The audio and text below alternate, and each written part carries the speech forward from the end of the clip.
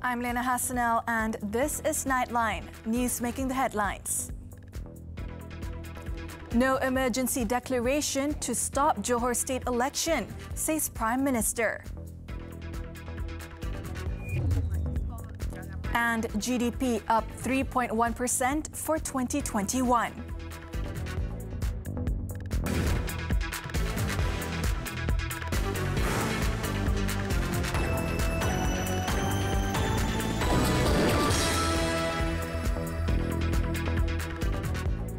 Good morning.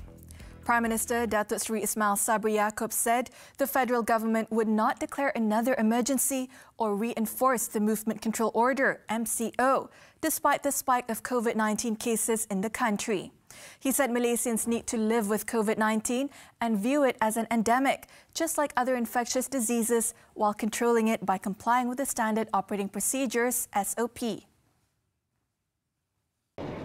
Kalau kita start membuat darurat, maka kalau di Johor darurat, negeri lain tak darurat, tak boleh juga. Takkan Johor je darurat, negeri lain kita tak isytiharkan darurat. Dan saya dah mengatakan bahawa kita terpaksa hidup dengan COVID dan kita tidak akan menutup lagi pergerakan, tidak akan menyekat pergerakan rakyat dari segi rentas negeri, rentas daerah dan sebagainya. Saya dah kata bahawa ekonomi juga tidak akan ditutup. Kita dah buka ekonomi. Tak mungkin kita akan tutup balik ekonomi. Ya? Kita tahu betapa sukarnya kehidupan rakyat apabila PKP dilaksanakan. Dan kita dah buka. Datuk Seri Ismail Sabri, who is also UMNO Vice President, said this to reporters after attending a meet and greet program with Ledang Barisan Nasional BN Election Machinery at Dewan Putra Padang Leret in Johor on Friday. The Prime Minister, however, said that enhanced MCO would be enforced by the government only on a particular locality that has a spike in COVID-19 cases, so that it won't affect the economy and movement of the people. He was commenting on the Pakatan Harapan Presidential Council statement on Thursday, which urged the government to postpone the Johor state election due to the spike in COVID-19 cases due to the Omicron wave. In another development, Datuk Seri Ismail Sabri said the Cabinet has yet to discuss the National Recovery Council, MPN's proposal to reopen the country's borders by March 1st. He said so far the Health Ministry had yet to provide feedback on the proposal to the Cabinet for evaluation. Kita akan pertimbangkan, kita mesti balance kan antara nak menjaga industri pelancongan dengan kesihatan rakyat. Jadi kita kena balance kan. Maka Kementerian Kesihatan akan melihat secara terperinci dan mungkin mencadangkan kepada Kabinet nanti apa yang patut dilakukan seterusnya. Sekarang ini kita still tutup border business. On Tuesday, MPN Chairman Tan Sri Muhyiddin Yassin was reported to have said that it had recommended to the government to fully reopen the country's international borders by as early as March 1st. So far, the government had only reopened the Malaysia-Singapore border in Johor via the Vaccinated Travel Lane, VTL. In other news, Malaysia is taking prudent steps before it decides to declare the country's transition from the COVID-19 pandemic to the endemic phase. Health Minister Khairi Jamaluddin said this include ensuring that COVID-19 cases in the country, especially those involving hospital admissions, did not continue to surge. According to Khairi, if the Omicron wave had little effect on hospital admission rates, with most cases showing mild symptoms in the next 2 to 3 weeks, the government might be more confident to move to the endemic phase. He said both he and Health Director General Tan Sri Dr. Nur Hisham Abdullah needed to be more careful in their approaches, adding that the government had already allowed plenty of freedom in both economic and social activities. Despite the daily COVID-19 cases had breached the 20,000 mark on Friday, Khairi pointed out that the number of intensive care unit, ICU admissions and deaths had greatly decreased, with only 158 in the ICU and only 10 deaths reported on Thursday. Keadaan hari ini berbeza dengan keadaan pada tahun lepas. Yes, kita menjangkakan akan ada peningkatan kemasukan ke hospital, tetapi kita percaya dengan liputan vaksinasi, kesan gejala itu tidaklah seteruk kes-kes pada tahun lepas. Kadar kematian pun tidaklah akan menjadi terlalu tinggi dan tempoh rawatan mereka lebih singkat daripada dahulu. He said this during a press conference after launching the Mass Urology Surgery Initiative at Selayang Hospital. The last time the country logged over 20,000 cases was on August 11th last year. At the time, 1,547 patients were in the ICU, while 332 deaths were reported on the same day. Meanwhile, Khairi said less than 50% of Malays in the country have received the COVID-19 booster dose. Therefore, he said efforts should be intensified, especially through social media, to communicate with the community about the importance of getting the booster shot. In a Twitter post on Friday, the health minister said overall, the number of booster doses administered daily is starting to increase again, as it is the best protection against the virus, especially amid the fast spread of the Omicron variant. In a separate tweet, he also said focus must be given to areas with low COVID-19 booster coverage, especially ahead of the Johor state election. This is due to the booster coverage in Johor only recorded at 56.8%, compared to Sarawak with 76.8% and Malacca with 71.9%. As for the Klang Valley, Khairi added it has reached 66.9%, with the highest number in Petaling with 79%, Kuala Lumpur with 75%, and followed by Putrajaya with 70%. Malaysia's economy grew 3.1% last year versus a decline of 5.6% in 2020. According to Bank Negara Governor Tan Sri Nur Syamsiah Muhammad Yunus, this is after recording a 3.6% growth for the fourth quarter, driven by recovery in domestic demand due to resumption in economic activities. So the rebound in activity in the fourth quarter is expected to continue into 2022. Latest high-frequency indicators suggest that the underlying economic activity remains on the recovery path. All these indicators have exceeded the pre-pandemic levels observed in January 2020. Going forward, the improving income prospect is expected to support a private sector-led recovery. Governor and DG Jess, the next question. Besides that, unemployment rate declined to 4.6%.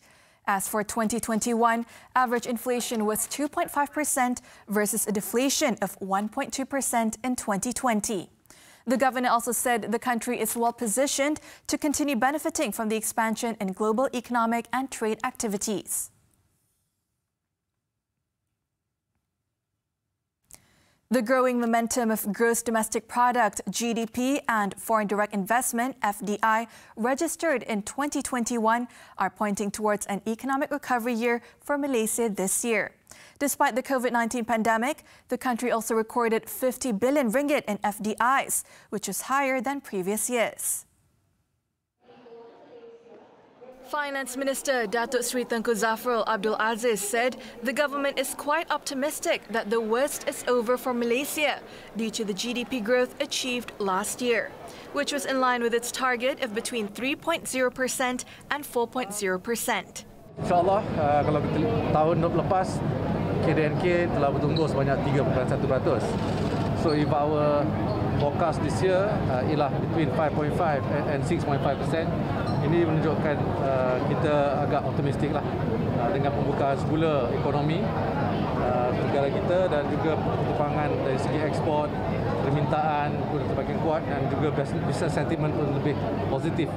Datuk Sri Tengku Zafrul added the only downside is the highly contagious Omicron variant, although it was not as dangerous as the Delta strain. He also said if there was any new projection from the government, it will be announced later in March. The minister also revealed that the government was looking at tabling a supplementary budget this year when Parliament convenes to ensure the economy recovers and to help the vulnerable groups. In 2020, Malaysia's FDI recorded a net inflow of 14.6 billion ringgit, a 54.8% decrease compared with 32.4 billion ringgit in 2019. Datuk Sri Tengku Zafrul was met by reporters after launching the Urban Transformation Centre, UTC, at Komtar, Pulau Pinang on Friday. Also present was Chief Minister Chow Kon Yeow. A total of 1,055 schools have been identified to be used as vaccination centres, PPV, for the National COVID-19 Immunization Program for Children, or PIC Kits, which will be operational by February 14th. According to Deputy Health Minister Datuk Dr. Nur Azmi Ghazali, the number of school PPVs is also expected to increase from time to time. Datuk Dr. Nur Azmi, who is also the COVID-19 Immunization Task Force for Children chairman, said for vaccination in schools, a list of eligible children would be provided by the school and would be implemented by the school health team or private medical practitioners. He also reminded parents or guardians to register their dependents through the MySejahtera application to get a vaccination appointment and digital vaccination certificate.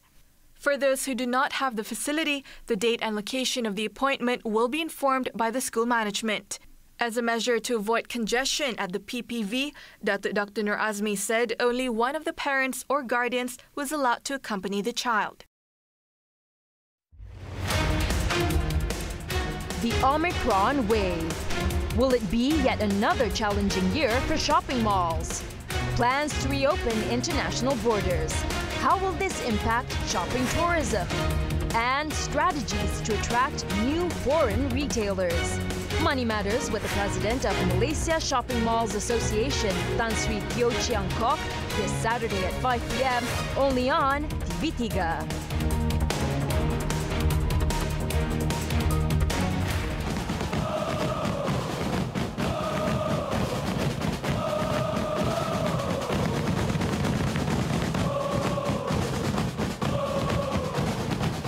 Piala AFF Bawah 23. Semarakkan sokongan anda untuk Harimau Malaya. Hanya di TV9.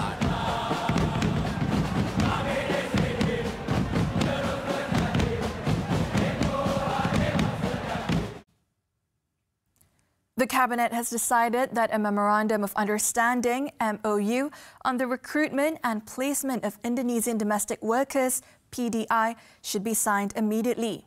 Human Resources Minister Datuk Sri M. Saravanan said the MOU would be signed by him and his Indonesian counterpart, Ida Fauzia. Datuk Sri Saravanan, in a statement on Friday, said matters related to PDI had been discussed in depth in a series of cabinet meetings, including on February 9th. He also said Home Minister Datuk Sri Hamzah Zainuddin shared the same objective of protecting and safeguarding the welfare and well-being of Indonesian workers in the country. He also advised foreign workers, including PDI, on the importance of having valid travel documents and work permits so that their rights as workers were guaranteed. On January 24th, it was reported that Malaysia and Indonesia had agreed to implement a pilot project to recruit 10,000 PDI workers from the neighbouring country, starting this month after the MOU was signed. Bank Negara Malaysia (BNM) has stressed the need to look into housing issues, including dealing with the acute supply and demand mismatch in the housing market, as well as improving the transparency of home prices. Its Governor Tan Sri Nur Syamsiah Muhammad Yunus said house ownership could not be addressed by financing alone, as most housing has become too expensive for many Malaysians. We need to address this too, even as we embark on more innovative financing solutions. This includes dealing with the acute supply and demand mismatch in the housing market, improving house price transparency, and ensuring a vibrant rental marketplace is in place for those who are not ready or do not want to own a house. Tan Sri Nur Syamsiah said this during a virtual press conference after the central bank was told by the government to review home financing models in order to facilitate house ownership for the M40 and B40 income groups. She also said banks have been highly supportive of house ownership initiatives, with loan approvals of more than 60 billion ringgit to first-time house buyers in 2021. Of this, more than 60% of the new loans were approved for properties priced 500,000 ringgit and below. On top of that, she added that there are also numerous guarantee schemes to support home ownership, especially for the lower income group. On Thursday, Prime Minister Datuk Seri Ismail Sabri Yaakob asked financial institutions to ease financial access for the B40 and M40 groups to enable them to purchase People's Housing Project units and affordable housing. After the break, civil suit against Datuk Seri Najib put on hold.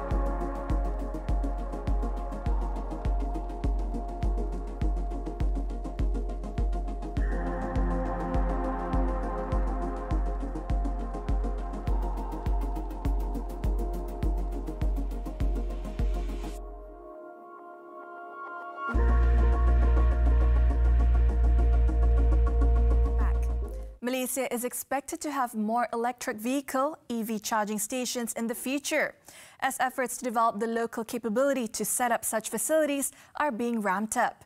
Science, Technology and Innovation Minister Datuk Seri Dr. Adham Baba said by realising the development of EV in the local automotive industry, as well as localising EV production, it should lower the cost of building charging stations and facilitate their provision throughout the country.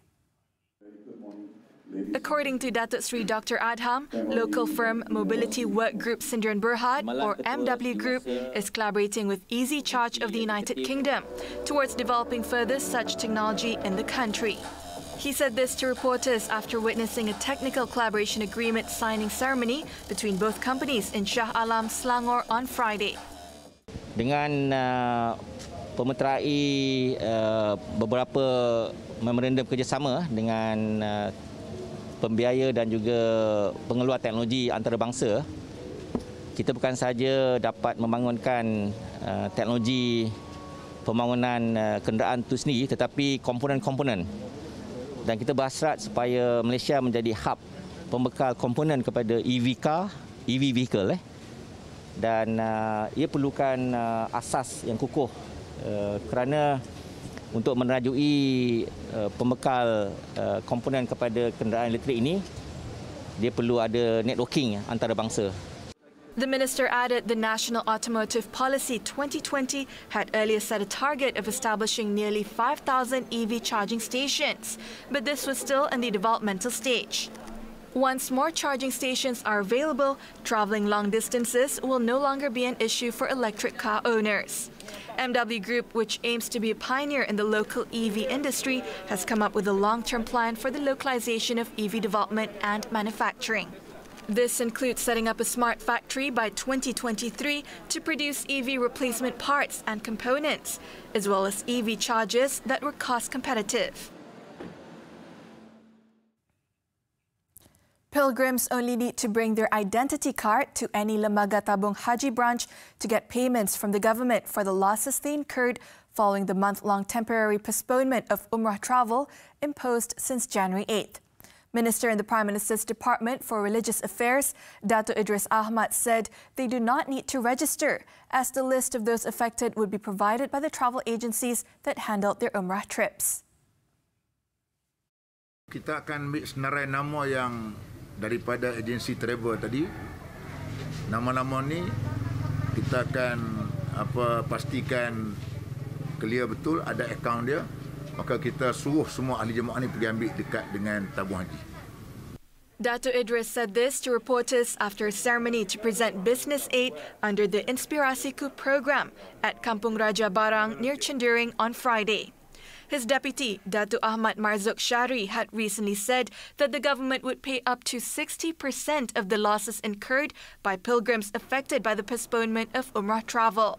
The process to check the list of the affected pilgrims was expected to be completed by the middle of this month.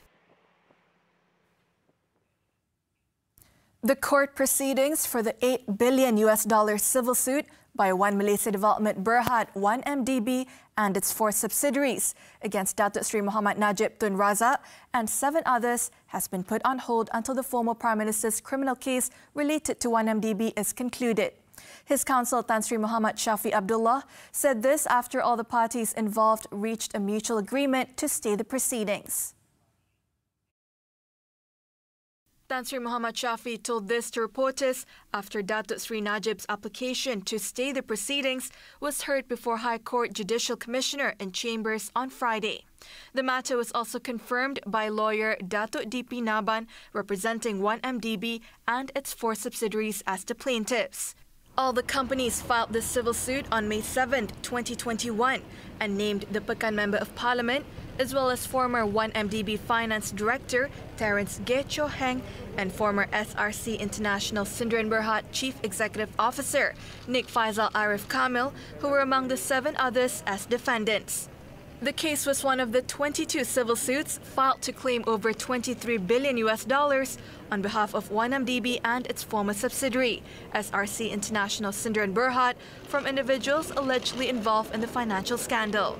In the writ of summons, all plaintiffs, among others, claimed that the defendants had committed a breach of trust, breach of statutory duty, abuse of power, as well as conspired and misappropriated 1MDB funds.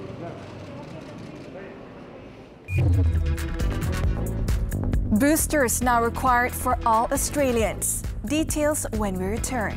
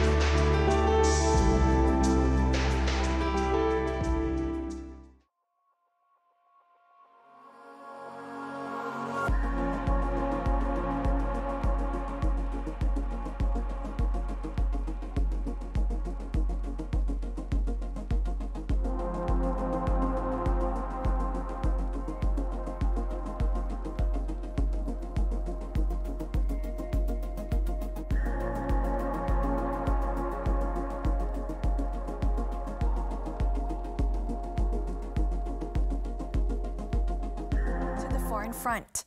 Australian residents will need to receive booster shots to be considered fully vaccinated against COVID-19, although authorities said foreign travellers will continue to need only 2 shots to enter the country. Australia's National Cabinet late on Thursday endorsed a revised guidance from the country's Vaccination Advisory Group to classify up-to-date inoculations as including boosters, and a person's vaccination status will be considered overdue if they have not received a booster within 6 months of their second dose.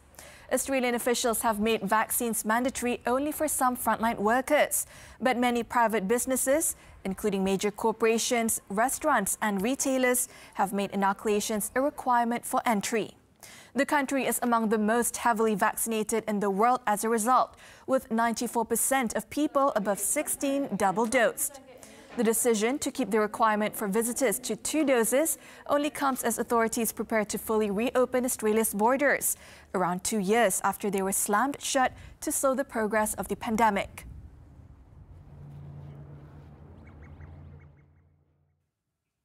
The United States has again urged Americans in Ukraine to leave the country immediately, citing the threat of Russian invasion amid the ongoing crisis in Eastern Europe.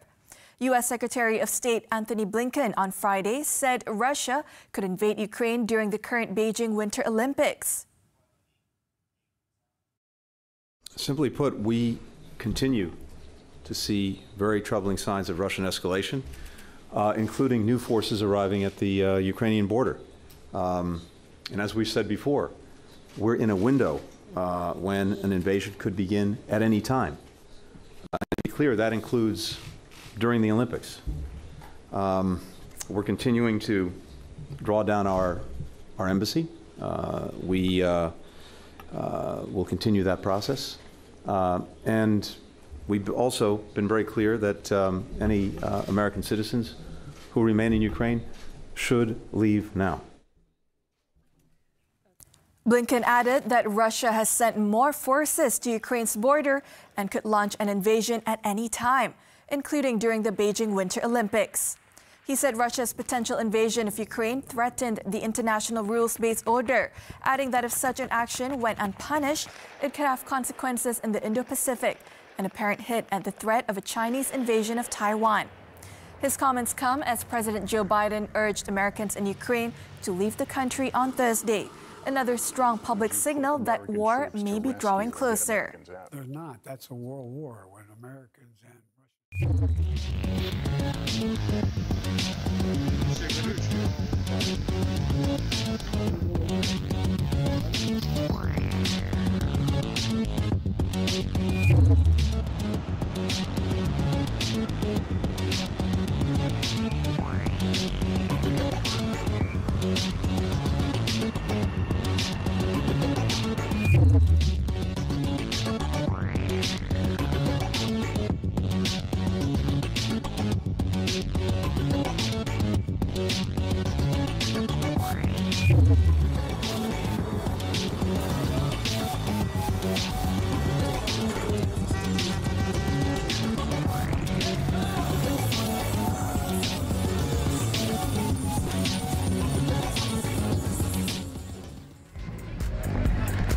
Melbourne City cruised to victory after another Wanderers disaster class. Sports up next.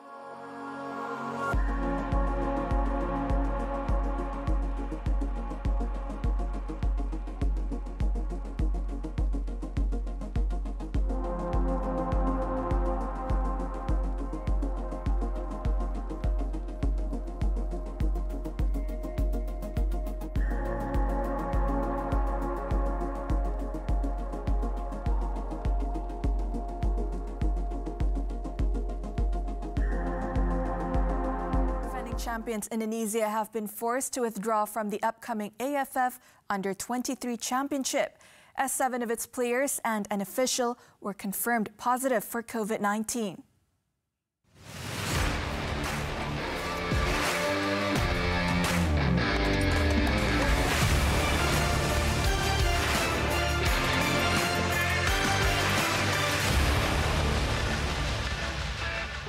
The All-Indonesia Football Association, PSSI, said the 7 players are Ronaldo Joybera R. Jr., Muhammad Ferrari, Brai Fatari, Taufik Hidayat, Irfan Jauhari, Ahmad Figo Ramadhani, and Chahya Supriyadi. It added another 4 members of the squad are at risk after being in close contact from sharing rooms. Indonesia's withdrawal means that Group B will now be contested by Malaysia, Myanmar, and Laos. Although this will not affect the format of the competition, as Group C already consists of only 3 teams. The AFF U23 Cup will be held in Cambodia from February 14th to 26th. Still on football, Melbourne City moved up to the top of the ladder following their 3-1 win over Western Sydney Wanderers in an A-League clash on Friday. City in dark green had to weather an early storm from the Wanderers, but once they did, they had it all their own way at Combat Stadium, with a brace from Sakru Matthew Leckie and a perler from Florin Berenger, enough to comfortably seal the 3 points. Mark Ruden's side had one goal late second half with a penalty kick converted by Dimitrios Petratos. but it was not enough to change the situation.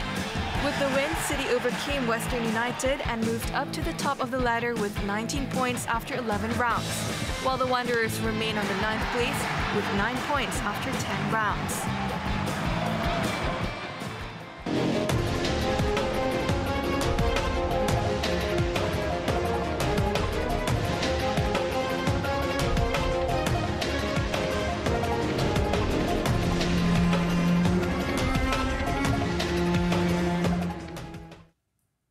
As we wrap up Nightline this time around, let's take a look as a training session on frozen water rescues turned real for firefighters in St. Louis, USA, when the crew sprang into action to save 2 teenagers. I'm Liyana Hassanel. Thanks for watching. Take care.